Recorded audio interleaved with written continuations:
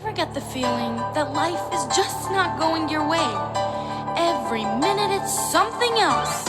Welcome to the comedy, or shall we say, entertainment of Leah Forster.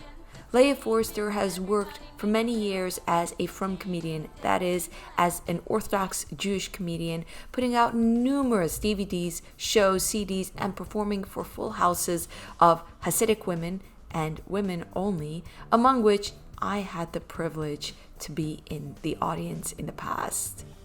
In her long career, she's done, for instance, musical numbers where she acts in all the roles in the skit.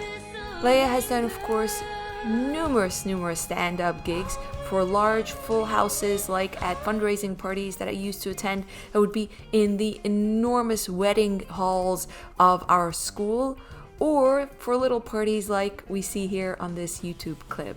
I got married. As a matter of fact, I have my wedding gown here. You want to see how skinny I was? It's ridiculous. Let's see. You don't believe me.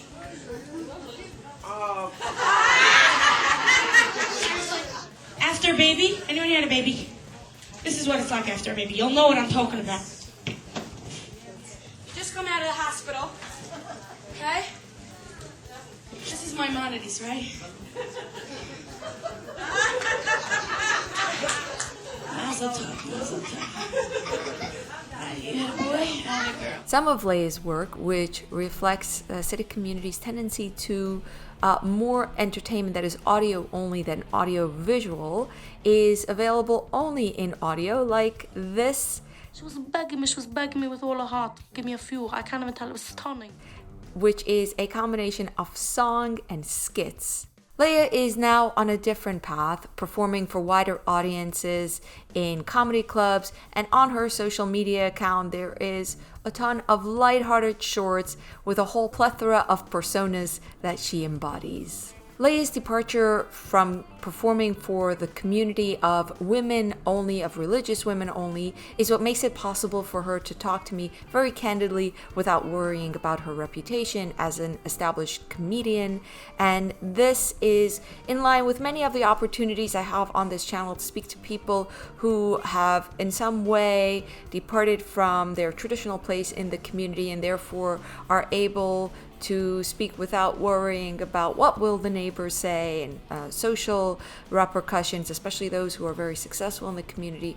And the opportunity to speak to Leia and to understand what her career has been like as an enormously successful frum religious woman entertainer in this world has been a great opportunity, especially as someone who's been trying to tell the story of women's world in this community. There was so much, I think, that Leia's experiences leading Hasidic women in entertainment, from plays to comedy, reflects this female world, but also at a time like this in the world when everything feels so heavy, speaking to a comedian can perhaps bring a little relief. Hello and welcome. I'm Frieda Vizel, and on this channel, I explore Hasidic Jewish life. Some of the content I post on this channel are videos of the burgeoning entertainment industry in the Hasidic community. For instance, I post ads, often quite funny, that have become a whole thing with this population. One of the things that really bothers me is that since only men are allowed to perform for the broader public, this creates a skewed portrayal of a world that is all about men. But having grown up in this world, I know that there's a vibrant world for women, albeit often a hidden one. It's really hard to bring you a slice of the woman's world, and that's why I am so excited to have on here today Leah Forster, the beloved and well-known comedian who has entertained thousands of Orthodox women. I don't know if we'll see you, Leia, your little dance onto the stage based on how Zoom is recording, but welcome. I hope it does, because it was like very choreographed to your words. Thank you for re-performing it. So I wanna start by, I don't know, can you tell me about how you became a comedian? I think You mean how I became a paid comedian or how I became a comedian? Okay, both. Okay. So I think that I was born that way. I guess everyone has their coping mechanisms. Mine was humor, and quickly I learned that people love it. People love to laugh. People can't get enough of good joy and good humor. And then it became more than just a passion. And it's pretty nuts how it all started. This was back when I was in the religious community. Some teacher was hosting a Hanukkah party and needed someone to entertain, but she didn't say entertain. She said, I need someone who does like, grams. I And see. It's like for those, rhyming. yeah, so for those that don't know, that's basically what it means, like a spoken word poet, but in comedic form. So that's basically what she wanted me to do. And I was like, okay. And she's like, I have a small budget. I have like $45. And I was like, done and done. I had a newborn baby. I was like, I could use the extra money. And I started doing these little things. And then she told her friend, and a friend told her friend. And pretty soon I was like doing stuff for like bigger organizations. And then I was in a recording studio, and the producer, Gidon Levine, was like, you're really funny and you have a good voice. You should put out a comedy album. And I'm like, who would be interested in that? And plus, there's no space for it in our world, in the ultra religious community. And and who's even gonna, fund it, and who's gonna? And he's like, listen, if you write the material, just show up. I'll give you my studio. Well, if you want to invest a little in the music, that's fine. And we'll put it out. We'll see what happens. And it was a huge hit. It was like this was when like the charts had like it was like the Jewish Times, or like these little magazines and circulars that go out in the communities. And they had like top 10 music sales, but it was like top 10 music sales from like two music stores in the entire Jewish community. So I guess in a way it was like beyond a niche. It was like a niche. But hey, I made it to number one straight across men and women's sales. Like I had sold the most. And that was like mind blowing to me. I think I didn't know what to do with it. Like I was shocked.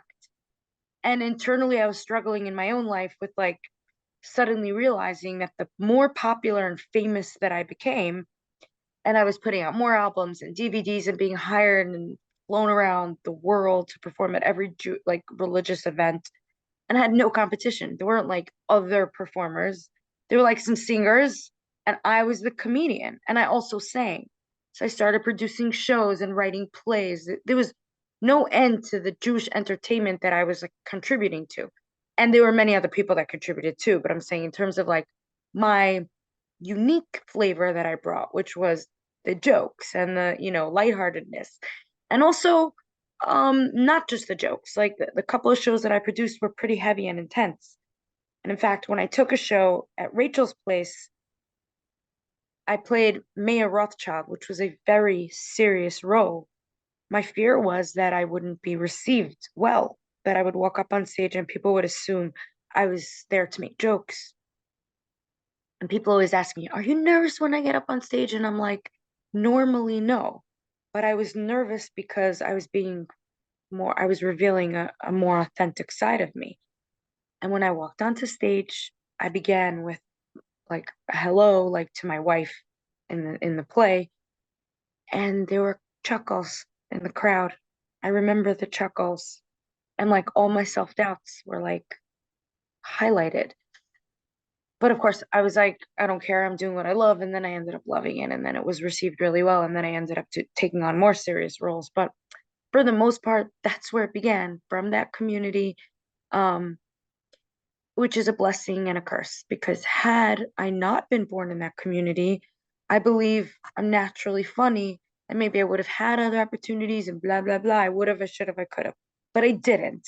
So I say a blessing and a curse because of the unknown. I don't know what would be. I could have taken a totally different direction. But the blessing was that I got these incredible opportunities, and the curse was that for so long I was limited. And then the first time I performed in front of a mixed crowd with men in the audience at Stand Up New York and Comedy Cellar, I bombed Oh badly no.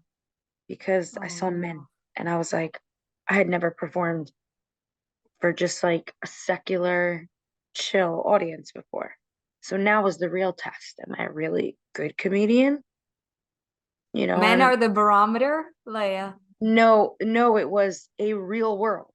Till now, I Ah, kept telling myself the only reason why I didn't make it was because I hadn't been exposed to the real world. Okay, Leah, here ah, you have a dream opportunity. You know who gets to perform at Comedy Cellar? Like the top comedians. And I had that opportunity. I'm like, this is it. So it filled me with so much fear. I was like, now I don't have excuses anymore. Am I actually good like I think I am? And I wasn't. I was good. I had the stuff, but I wasn't good. And to become good, I had to practice and bomb a lot more in bigger audiences and more secular audiences and find that balance. And I think I'm in this place where I'm like, okay, now I know that I didn't need to go all the way to the other extreme. Like I'm embracing my Jewish roots all over again. I think kind of, Frieda, the way you've taken your flavor and yeah. put it back into what you love. And so I'm finding my Jewish yenta flavor or whatever you want to call it, plus the other things I have going on, and I'm turning it into my own story. And that's my art now. That's where I am now.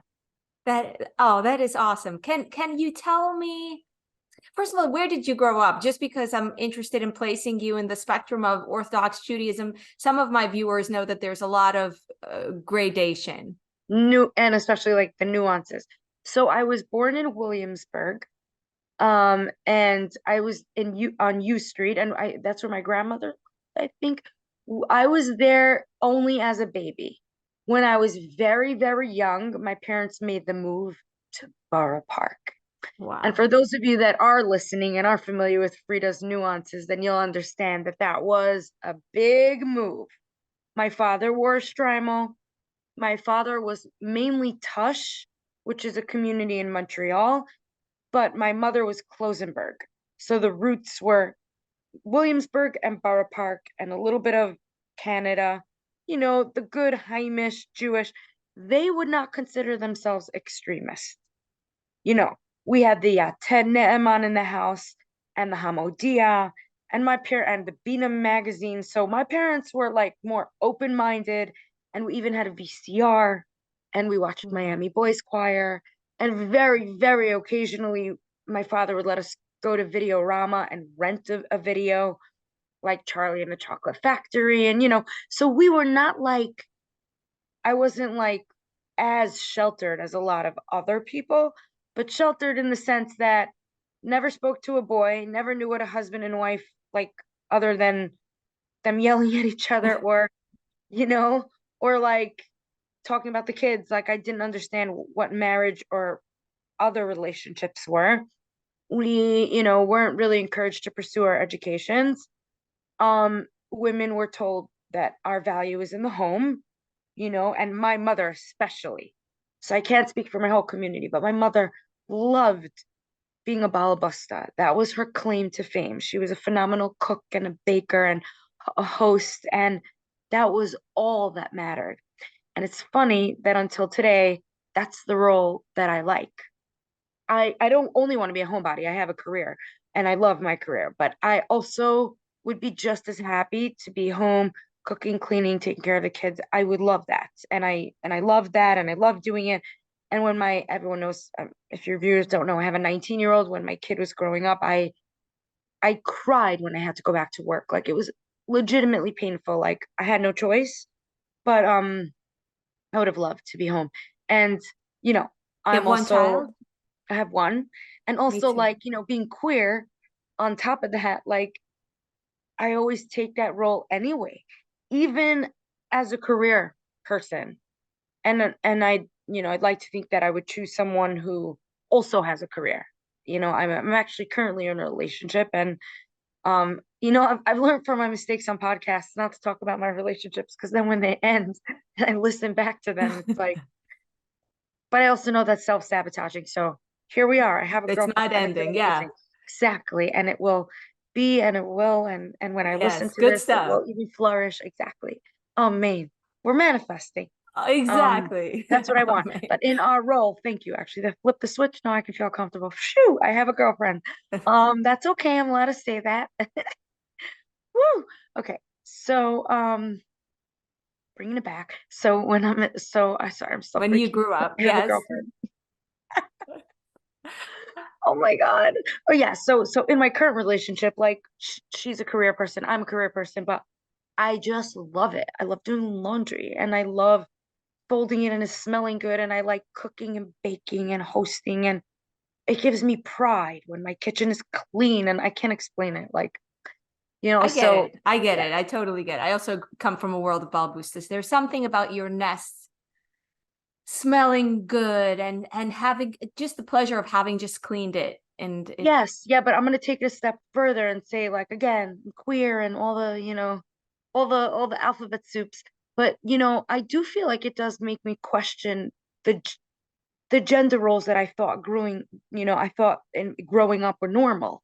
Like my father left every morning and came home every night and dinner was prepared and his laundry was done and he knew nothing about what went on in the house and who the guests were that were coming. Like he left all that stuff to my mom, right?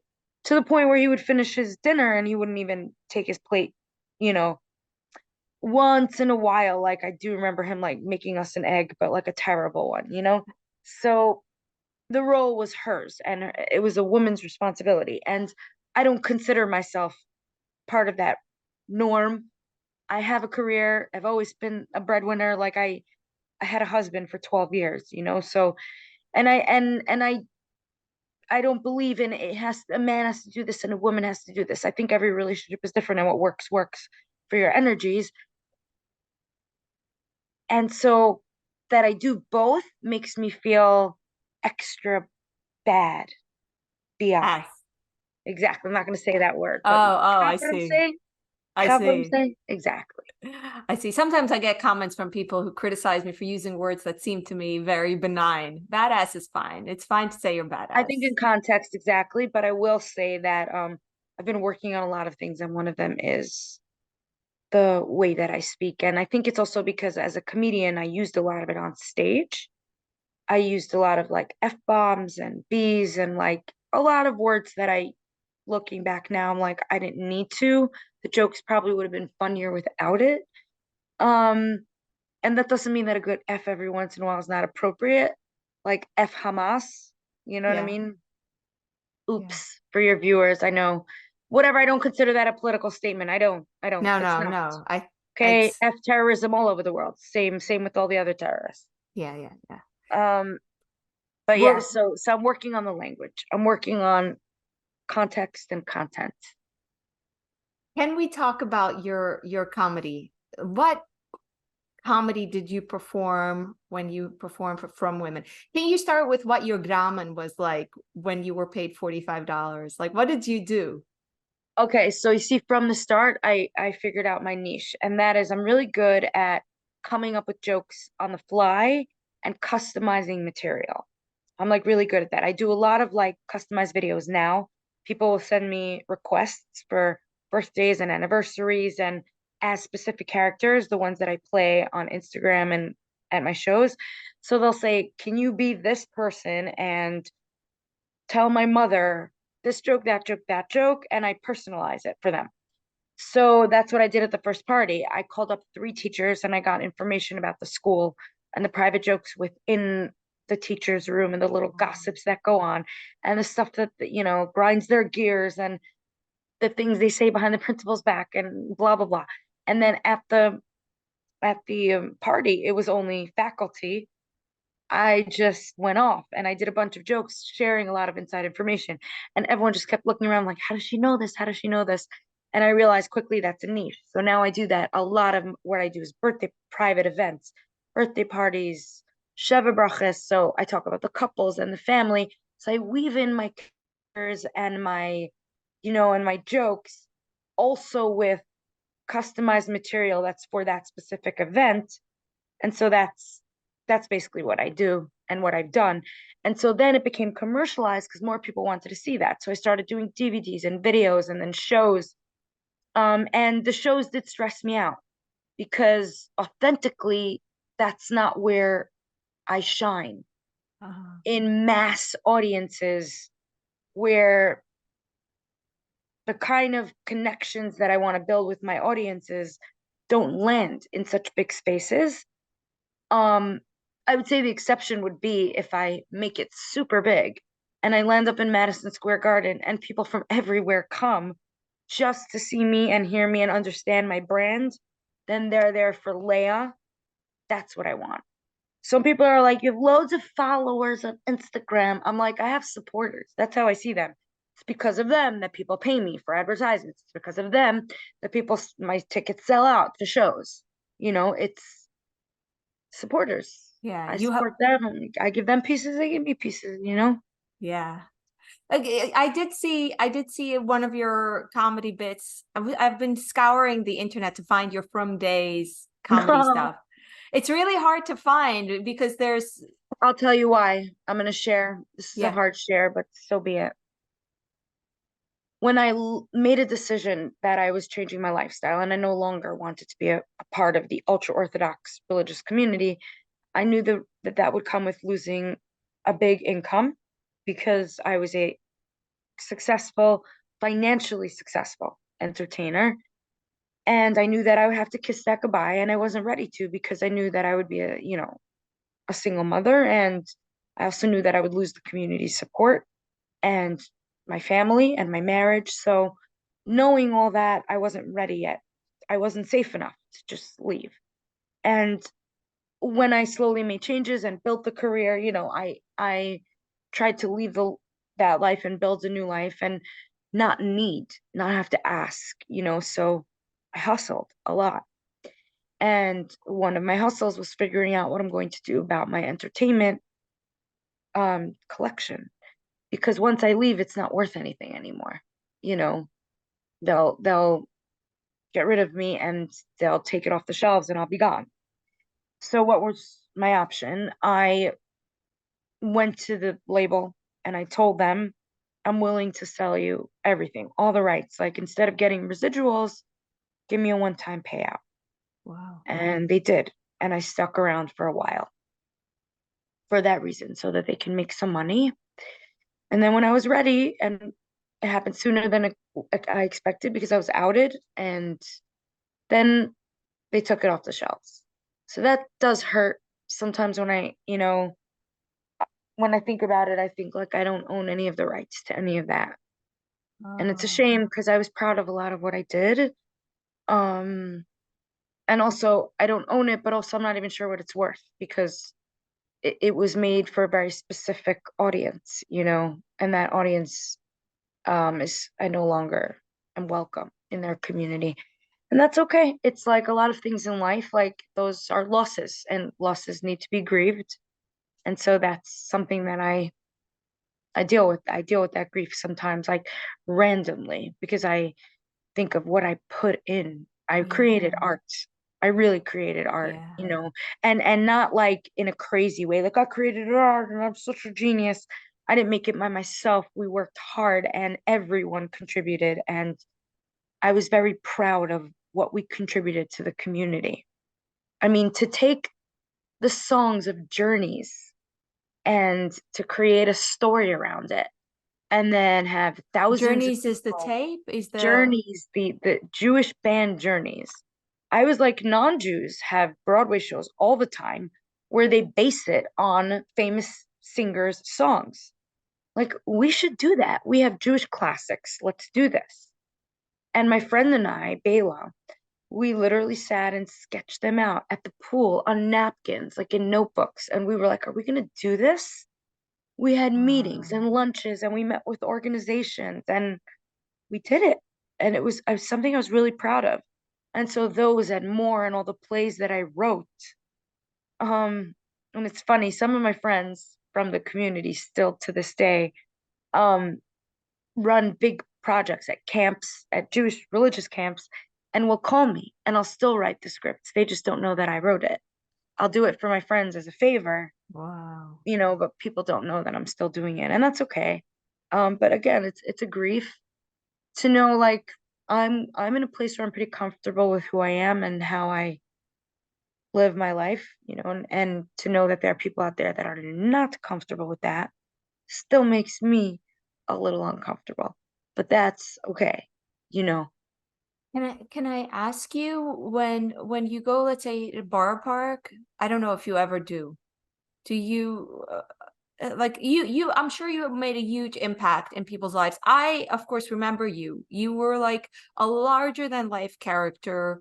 There are not a lot of entertainment avenues, and a lot of women connect with each other through those few entertainers, and it also is sort of holding up a mirror and reading back your own culture, which is so rare, and it makes you feel seen. So considering all of that, what happens when you go to Boro Park, for instance?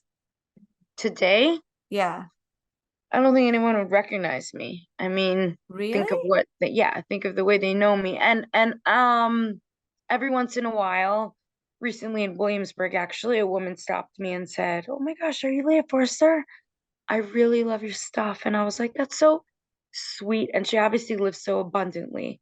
Like, she doesn't care to give me a compliment. There's more joy where that came from. Oh, And I think there are a lot of people that are afraid and they do talk about me. And I was at a restaurant in Jersey, maybe this past summer, and I saw my ex family member, meaning I had a husband, and so their family. But I was married to him for 12 years, and you know, holidays and like life, yeah. I would I would say hello, you know, and I sat next to the table next to her, and she actually saw me and just totally just like pretended I didn't exist. And then at the end of the meal, someone else came over and said, "Hi, are you Leah Forster? Oh my gosh, that's your," and she like pointed to her, and then she said, "Hi." Yeah. And I said, "Hi, how are you?" And I felt sad. I also had compassion, but it was sad thinking like what was isn't, and that's part of grieving. And then also just sad for that person because I thought like their world just isn't abundant. There isn't enough for them to give. And that's okay, you Yeah. know.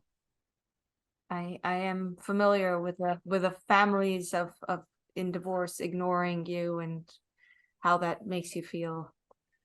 But I want to go back to talking about the kinds of comedy. Could you give me examples of jokes you would make to, like, let's say you come to Monroe and you're asked to entertain an audience for a fundraiser for Hatzalah, let's say.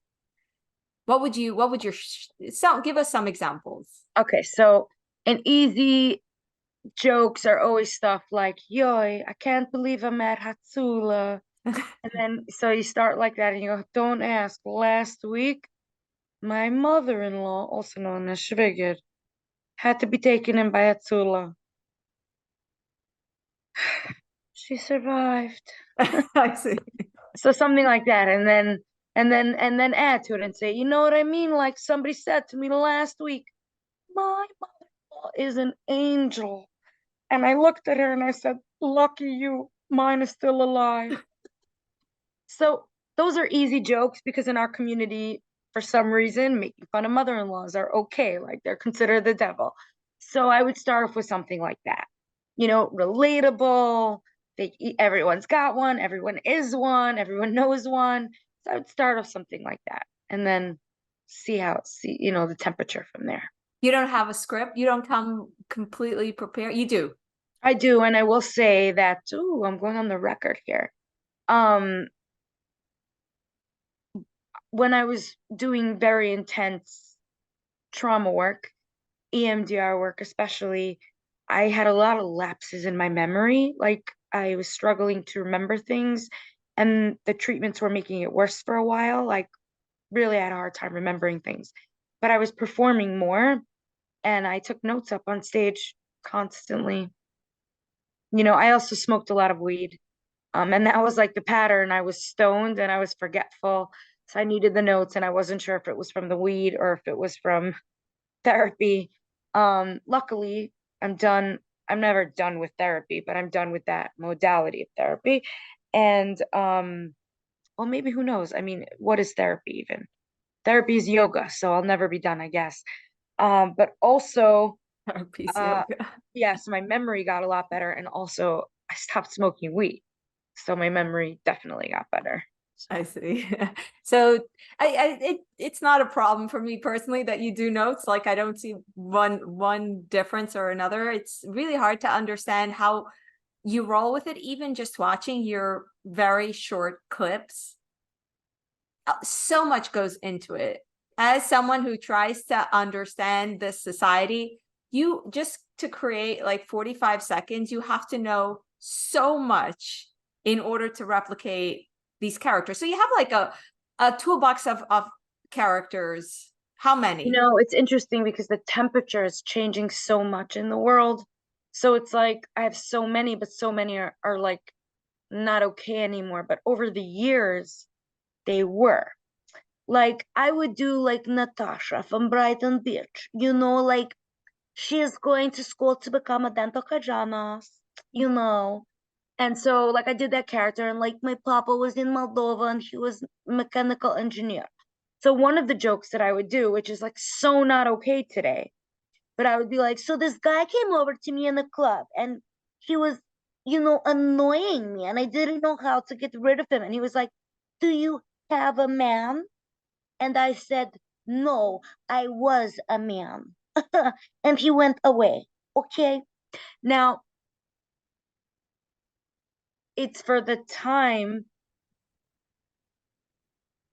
it was funny, and I guess the temperature changed, and understandably so, you know, How do and you know so, when a joke stops and being? that's a big problem, so I'm learning that there are parameters, like there are things that you just don't joke about.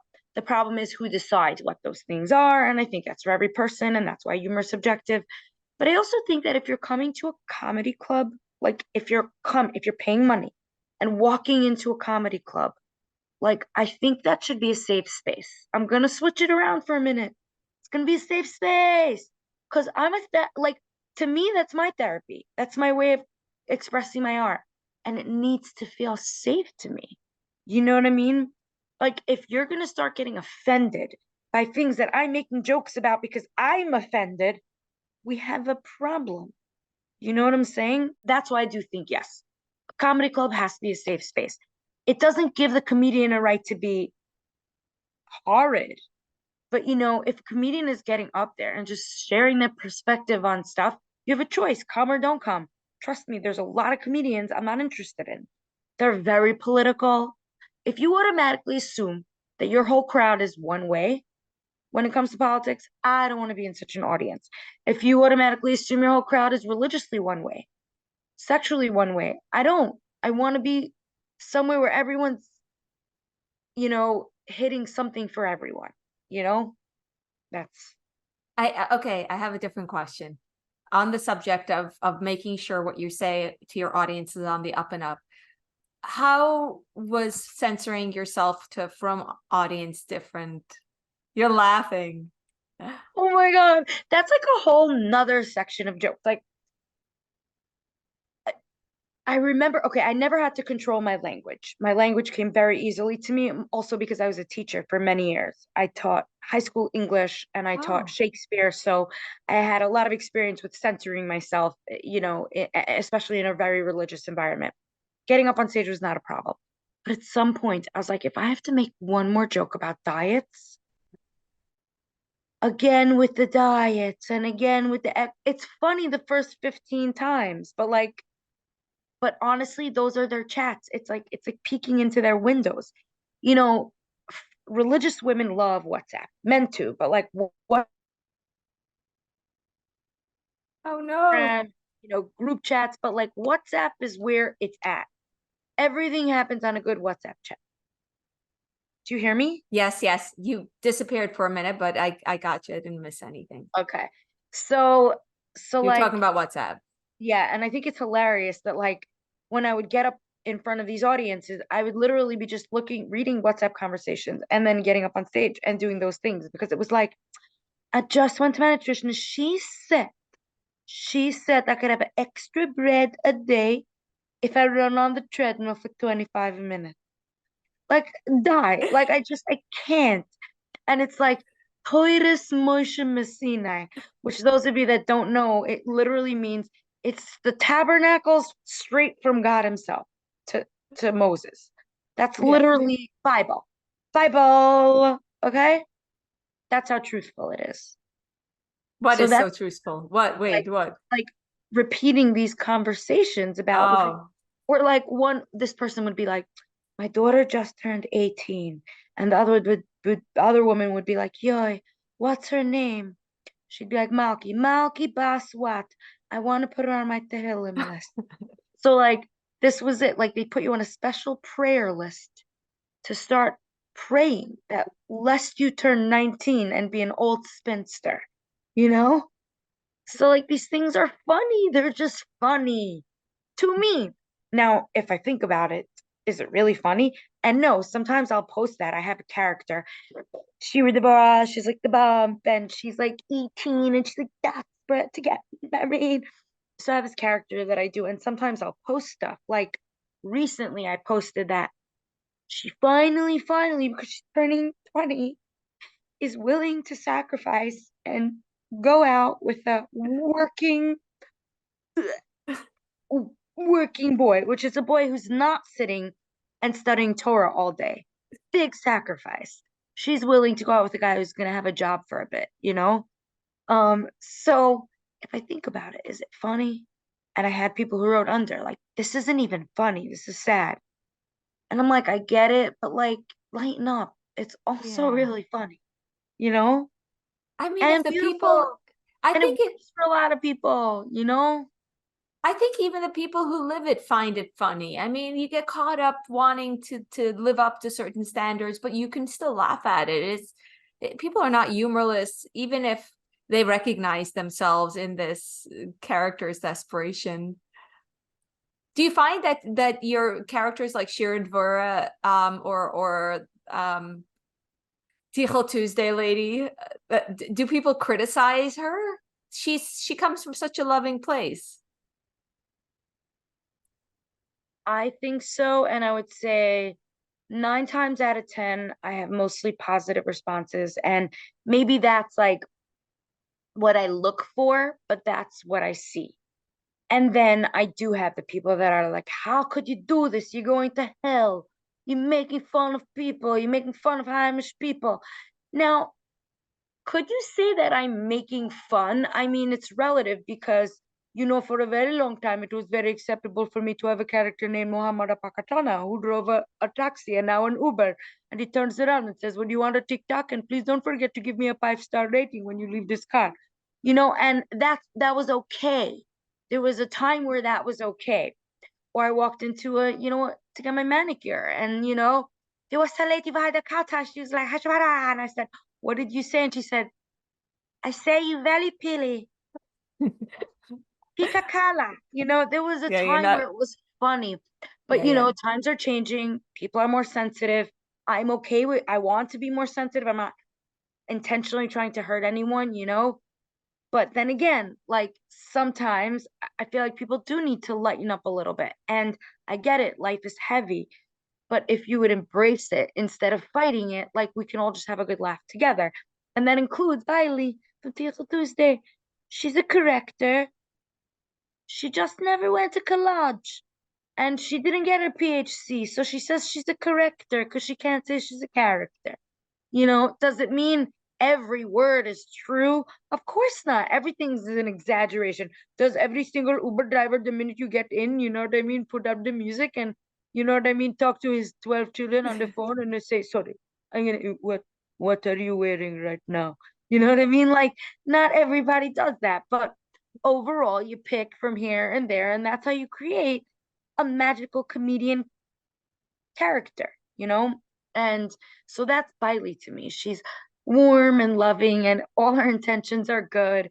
I posted one today because, I told Frieda in the beginning, my heart is a little bit heavy, a lot heavy. Well, Israel's at war, and just sad all around, sad at how many people are suffering. And then it brings bigger questions of just suffering in the world. And, and it's just sad times. So I am a little heartbroken. But I posted, I want to make people laugh. There's a lot of sadness going on, Yeah. So I posted as Bailey. And I said, I have to film this video very quick. I'm wearing blue today in honor.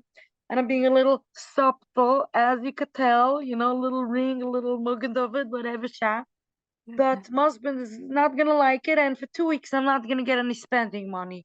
And it's really annoying because I had my eye on this gorgeous outfit from Versace, and and whatever. But my heart is with everybody, and that's why I'm opening a new business because I took a deep breath, and it's breezewithbailey.com.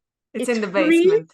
Yeah, it's in their basement, and it's free. But if you want to make a donation, cash only, feel free. Nobody's gonna stop you. So she's endearing and lovely and funny, and instead people want to think that I'm trying to like make fun. Oh, her husband's not gonna be happy that she said she's anti-Israel, and then it becomes its whole political thing. Like, it's just endearing and funny, Yeah. and everyone has their quirks. Well, what if someone's quirks are so hateful? No one's trying to be hate. Yes, there are people out there that are trying to be hateful. And then for the most part, we're all just humans on a journey. Each of us are born into certain places that make us a certain way. And that's why we are the way we are.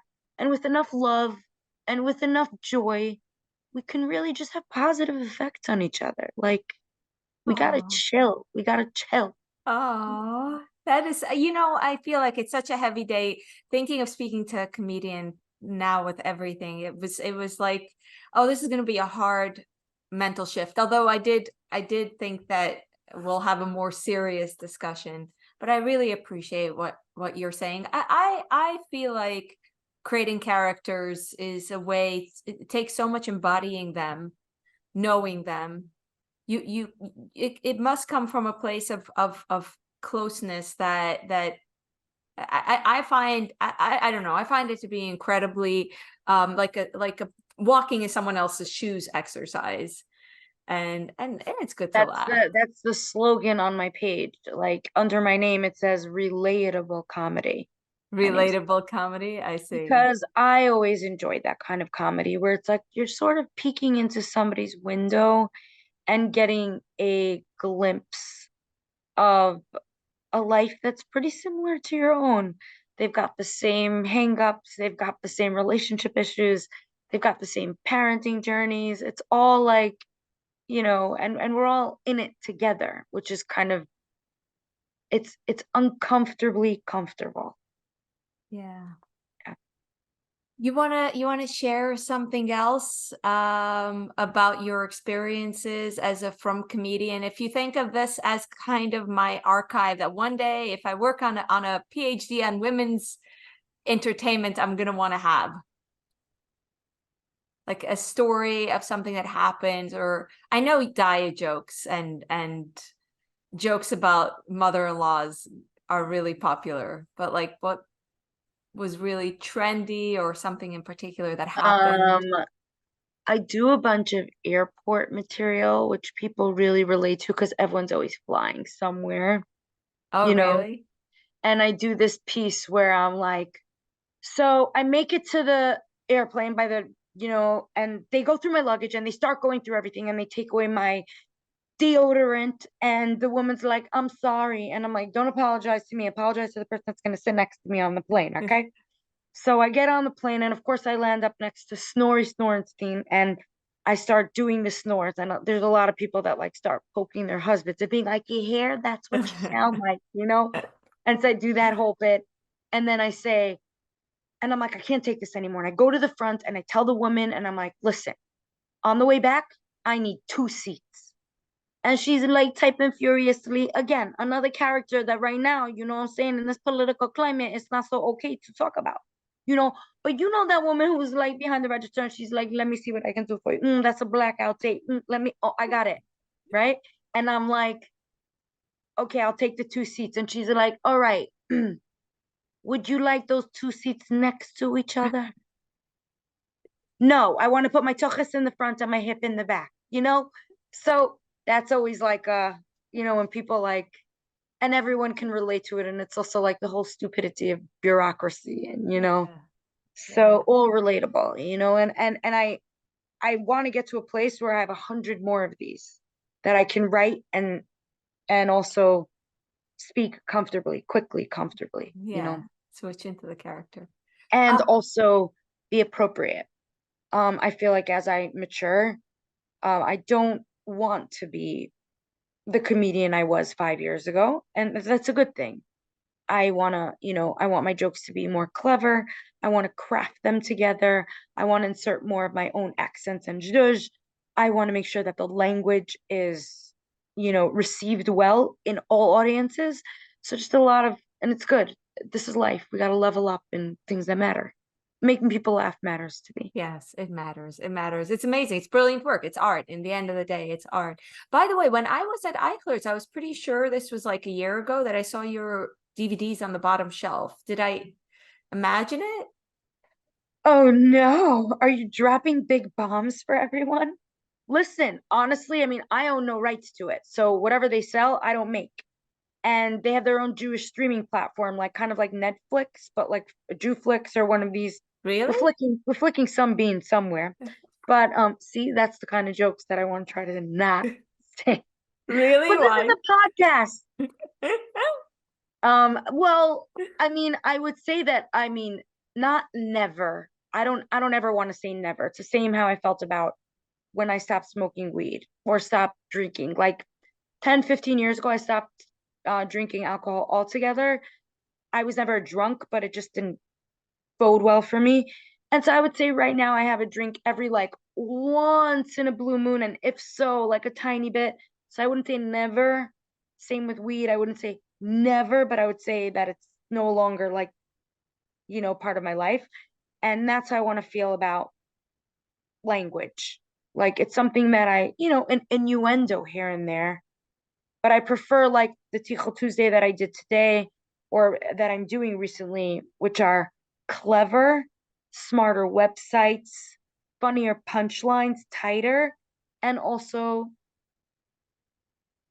I hate to use the word cleaner, but I mean clean as in filtered for a larger audience, and smaller audiences that want specific things have asked me for small specific things at private parties, which I do a lot of as well, and they'll say go off, rated R, like, and I've done those too.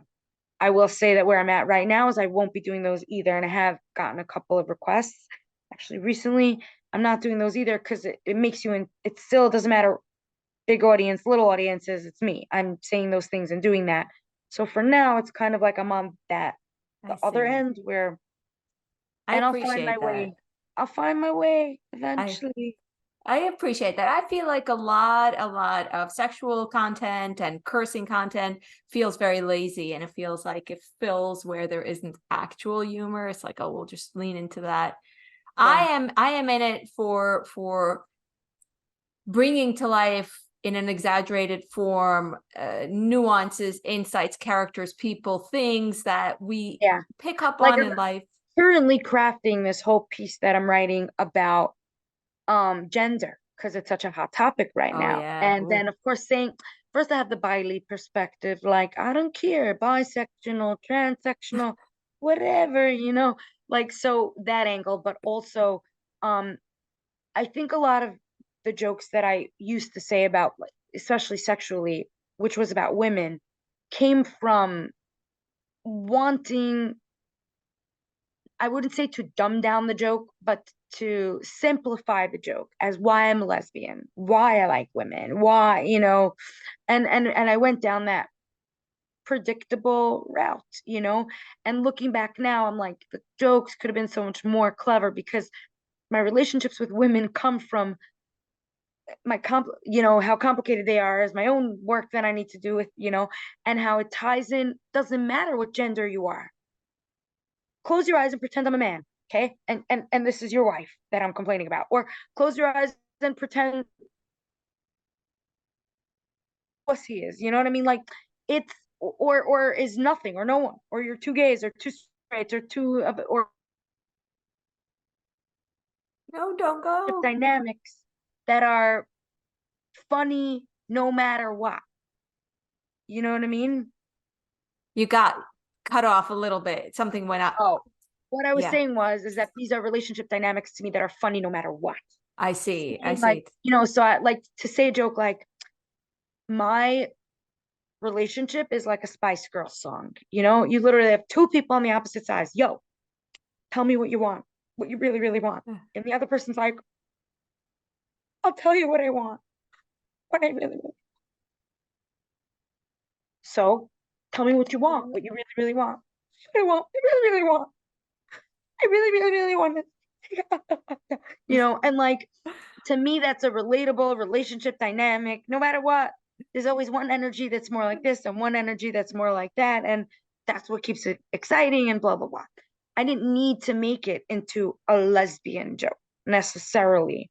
And so as I'm crafting new jokes and I'm tying in my best old stuff with my new stuff, I'm like, I want to bring it to a place where I do that, where I talk about, listen, you people should be able to get it. And yes, I say you people because here we are. Doesn't matter what you are, doesn't matter who you are. Close your eyes. Be fluid with me and imagine this journey we shall take together, And I can do it like that. And it's funny and it's appropriate and it's clean. I don't need to be, you know what I mean? Yeah, yeah. Yeah. You really broaden the audience or the generality of the dynamics you're creating. Well, you want to talk for a few minutes about your leaving that world, or did you talk about it enough? Ouch. Ouch. Well, yes, I can, but do you have any specific questions? Well, I guess I feel like my audience would want to know maybe if you could speak to why you left. I think we might understand and maybe what the experience was like. Okay. So I want to clarify and just say that I didn't leave. I was sort of kicked out. I didn't leave by choice. If there would have been a way to stay comfortably and be who I am, I would have stayed. I didn't have to leave. I left because there simply wasn't a place for me. And I don't think that's a community thing. I also think that was my personal journey. Because I know there are a lot of people like me that did make changes in their life and are very welcome in their communities and families and homes. My particular circumstances were different. My family is different. My parents were different. My immediate surroundings were different. And therefore, my experience was different. So when I say that, like, my mother was extremely concerned with what other people think, and that was probably her biggest kryptonite. And honestly, like, I cry a lot for her and how sad and pain she must have been to carry that burden, always worrying what people think, because that means she never really had a peaceful moment in her entire life. To constantly feel that her value solely lies in what others think is just, I look at her so differently now as just a pure pain woman. And that doesn't mean I'm making excuses for how she pained others, right? But that's a very unique experience. And unfortunately, in our communities, and the community that I came from, just to be clear, is the ultra Orthodox community. And again, there's ultra and then there's ultra Orthodox community. I was raised in an ultra Orthodox community in the sense that our marriages worked through matchmakers. We did not meet boys on our own. We didn't have communication with boys. We were not encouraged to pursue a secular education other than the minimal in high school. Yes, some people in my community did go to seminaries and college as well. Personally, in my family, nobody pushed for it. Nobody even like assumed that I would. I never took school seriously. When I started taking an interest on my own, it was met with reservation. And again, this is my experience. Okay, we didn't have a TV in our home. We didn't have internet. And that would be the equivalent of secular papers at the time. We didn't have secular papers in my home. As I got older, My father was into real estate for a minute, and he would bring home the Wall Street Journal, but would only take out the real estate section and then throw everything else away. So that was my upbringing. There were people that were even more intense than I was, but that was my personal experience. So once I started to discover the broader Orthodox community, not just mine, that already became a problem because people in my community didn't wear nail polish, and people in my community didn't have long wigs or long earrings or all the things that I thought were cool and I wanted to experiment with, but I couldn't. So it started with little things like that, and slowly I would do those things in secret. I had a TV when I got married, and that was a secret. We didn't tell anyone. These were things that I slowly started to do, even though many Orthodox people have TVs in their home now. They're not TVs, they're whatever you want to call it, smart things and whatever, Netflix, okay? We didn't have that, but that was my equivalent. So all these things in the beginning were secret. Then the secrets became bigger secrets. And I started hanging out with some friends that would go to bars, men and women, after work. That's extremely common to go for a drink or to go for a coffee or but in the world I came from, nobody did that. So those were more secrets. And it started with little curiosities. But then I got a lot of pushback from mainly my mother, and the community that I was a part of didn't welcome those changes in me. I had a friend who called me after I left the gym once and said, like, I noticed you left and you were just wearing a cap and no wig. Like, I wore a cap and I had my pony out. Yeah. And I made a lot of excuses. And I was like, I was just running in. I just threw it on my head real quick. I made excuses and I didn't feel good about them. And I had friends that had children that were called into their principal's office to ask them why they took them to an IMAX film on a break in school. And they made excuses.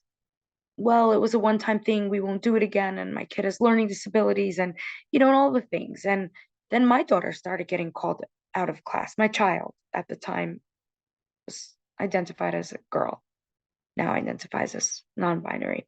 And they would take their backpack and search and check if the snacks were appropriate, kosher enough.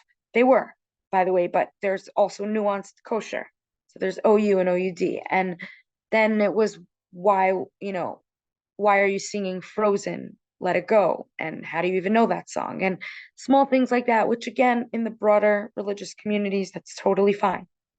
So small things like that happened, and I felt more and more pushed away and rejected. And certain memories I have that I'm, in therapy I worked out was my father having an argument with my brothers about OUD. And my father slammed his hand down and said, OUD is treif. And anyone who eats it is just not welcome and blah, blah, blah. And I was eating OUD at the time, not in front of my father. And it felt like, I felt like an imposter, because what am I doing at that table then if he feels that way? But also I had so much anger towards him and how ignorant I thought he was, and how dare I think my father is ignorant, how disrespectful. Yeah. And how dare I even feel that way towards my father when he has been disrespectful to me so many times and treated me like an animal, or not even like an animal. We don't beat animals, you know what I mean? But in our community, and again, can't make a general statement, I'll speak for myself. My father hit a lot, hit us all with straps, with belts, a trigger warning. But I'm not making a general statement about the large Hasidic community or the community, because there are many other communities that are not Hasidic and not Jewish. And I live in I also live in Jersey, but I'm in Williamsburg as well sometimes, and I see a lot of what goes on there in the other areas that are not religious and how parents treat their children. So I'm not out here making any blanket statement. But in my family, that was the norm. My brothers got hit by their rabbeim. That was the norm. My brother would come home and complain, and my father would say, he didn't hit you hard enough. Wow. And that was the norm. And for those of you that are listening and are like in shock, I will say that either you're in shock because you don't come from that world and it's so foreign to you, Or it's so hard to believe maybe that people that are pious and learned, behave that way. Also, now that I am where I am, I also went through my shock where I couldn't believe it. And then there are unfortunately some of you that are listening that are going to understand what I'm saying perfectly and be like, that was my experience as well. Because we got desensitized to it. My uncle did the same to his kids. And my grandfather did it to me when I slept over there. He opened the door and my cousin and I were fighting and he just whacked me because I was closest to the door. And I accepted that as normal at the time, right? So that was my upbringing. Now, it was also a beautiful upbringing. Like I said, the cooking, amazing. The housekeeping, the warmth, the charity, the songs, the smells, the kindness, the humor, the warmth. There was all the yummy stuff. And now that I'm an adult, I get to pick and choose the stuff that works for me and the stuff that doesn't work for me, Yeah. So that was my upbringing. But as I got older and older, and married with a kid, I started to become depressed because I realized that the gross reality is that my daughter would be part of the same cycle. And I was perpetuating that cycle. And the guilt was killing me from inside. And I dealt with it by a number of unhealthy ways. I completely disassociated. It's the only way I was able to still be present and be a wife and be a mother. But secretly, I was dying inside. And I started looking for support, and I found support. I would go to an internet cafe because I had no access to the internet cafe, to the internet. And I paid $4 an hour to use their internet and would look over my shoulder to make sure nobody saw me go in. Because the things that I was searching for were not okay in my community. And I was afraid that I would get in trouble. And I was also afraid that, it's so difficult to talk about a lot of my past life without hurting people, like my husband, because my then husband, because my husband, I don't have a husband now, because, he was a good man and he loved me and he is a good man, so how can I speak badly about him? And at the same time, my experience was I was terrified of him, because he held a lot of power over me. He had the power to tell my parents who I was and to go to my job and tell my child. And he would remind me of that often, that he can do those things. So I saw a good person and also someone that I was really afraid of, and leaving was not an option because there was no safety waiting for me on the other side. But all the cards line up because certain things fell into place. The first thing that fell into place was my comedy career. I had to kiss it goodbye. It had to end. There was no way that I was going to be a comedian in this community anymore. And the quicker I came to terms with it, the better my healing would be. So I did. And I threw a big, big goodbye concert. It was in the theater of 1,800 seats in Master Theater. And I announced on stage that this would be the end. And people were shocked. Like, why would I do this? Why? They didn't understand. Like, I was in the height of my career. But I knew why I had to do it. Because I knew that I couldn't live a life anymore, that at any moment I can be exposed and I would lose it. I'd rather be a step ahead of the game and give it up and be more secure. But I took a big financial hit. And I was a teacher. And then my next thing to go was being a teacher because I knew Where that did being you a teach? teacher. I taught in Bais Yaakov. Wow. I taught in Leah Bais Yaakov, and I taught in Bais Yaakov Derav Meir. I taught advanced English. Yes. I taught Shakespeare. And I headed all their productions, their school productions. I was super duper involved in all the extracurricular activities, constantly on the planning. I was like a really well-respected, loved teacher. I loved my students too, a lot. Wow. And I'd like to think I gave them some really great skills. That being said, I was not really qualified to teach, but that's not how it works there.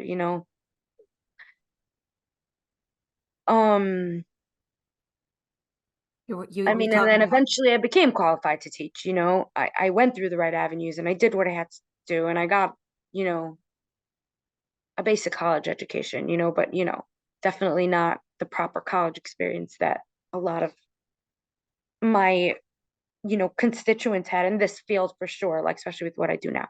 But anyways, I slowly started to make the moves. And then unfortunately, one day I was outed. I was outed before I had the chance to make all the moves. So while I had done some, like given up the comedy and started to switch my shift in teaching and do some things on the side and start to get more into business and also switched my daughter from more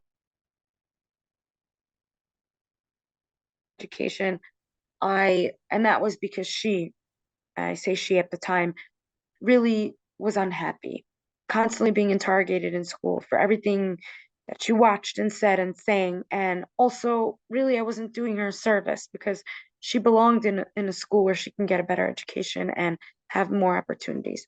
So I put her in a day school, really expensive, couldn't even afford it.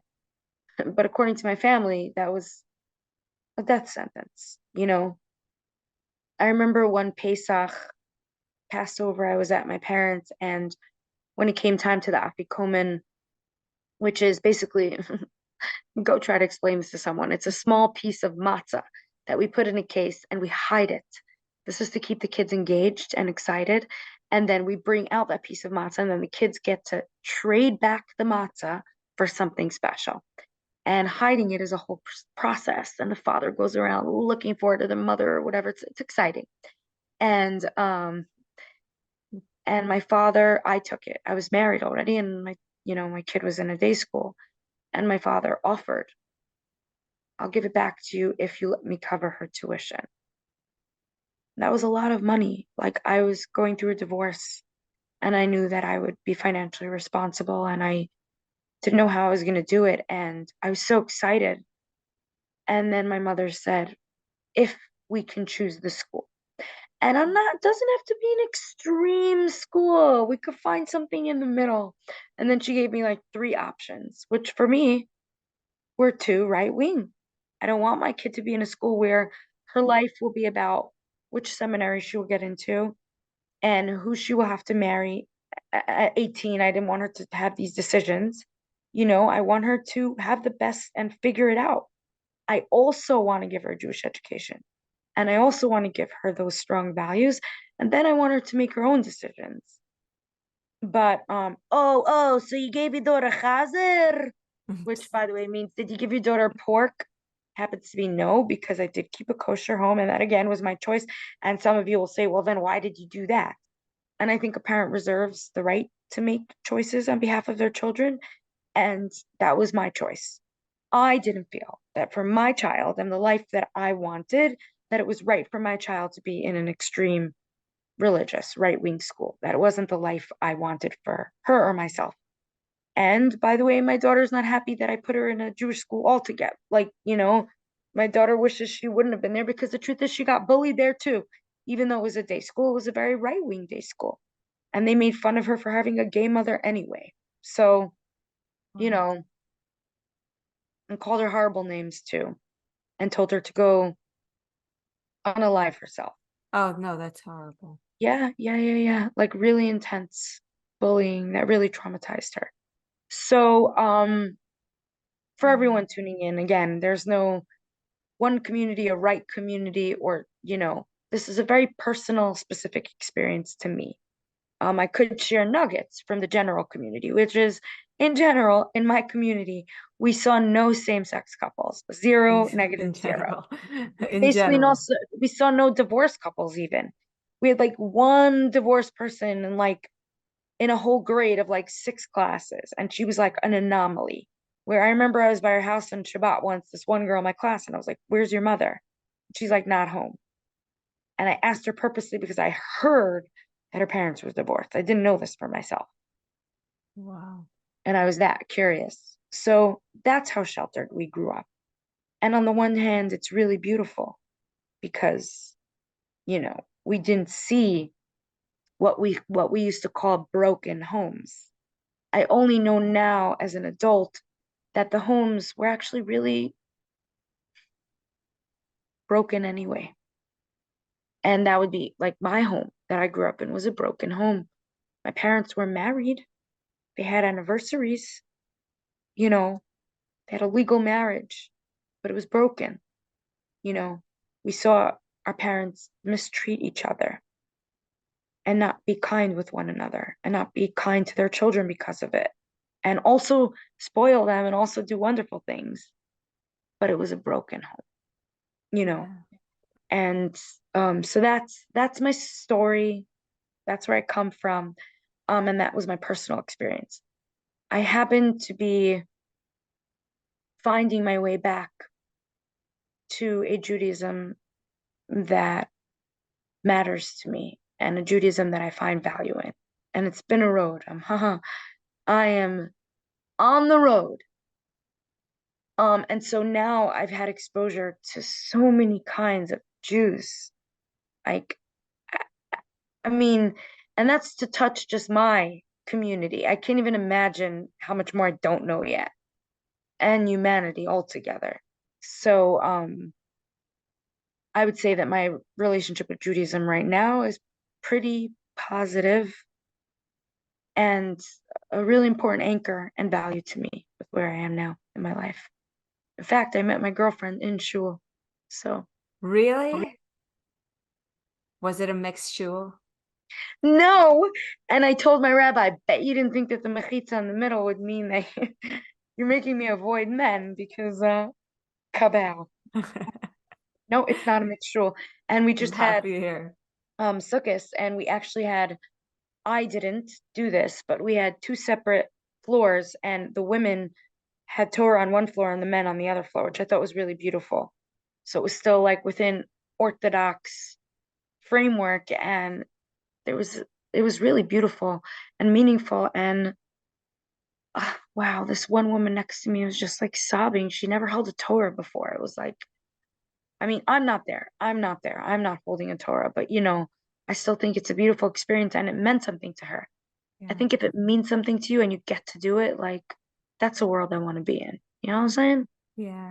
Oh, that it actually touches a very deep place for me too, to the holding the Torah, the being connected to things that are so meaningful that in certain spaces you get to maybe see at a distance, and that's not enough.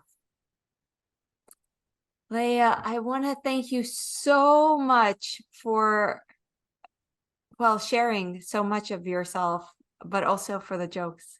Thank you so much. And while we're on record, I just want to say I said it to you before we rolled, but I'll say it to you again. For those of you that are tuning in for me, thank you.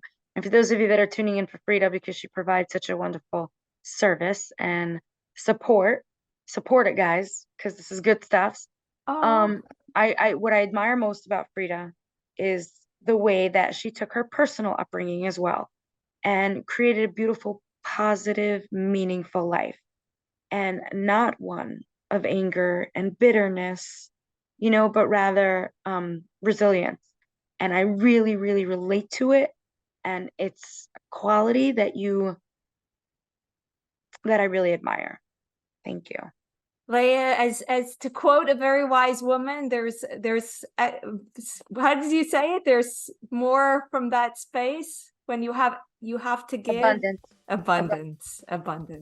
Thank you so much. It actually lifted my spirits on this sort of gloomy day. I want to finish up by saying where can people find you? Okay, actually, so you know what? I should really go to my Instagram at Leah Forster, LeahForster. I have tons of characters, super funny, and I'm doing a live show for a New York Comedy Festival, which I'm excited about. Not because I'm excited to do live shows, because I'm doing it with this girl Ray, who's incredible and has this podcast called Yenta, and it's really funny, and that's what I'm excited about, because on stage we riff off of each other and kind of Yenta with each other, and that's going to be super funny. And hey, Jews are having a moment all across the world, so that's so sad. Oh, Am Yisrael Chai. But check it out. So at Leah Forster Instagram, I would say is the best. I'm also on TikTok at hello Leia, but I would say follow me on Instagram and you'll be able to see my shows and stuff. Thank you, Frieda. Thank you so much, Leia.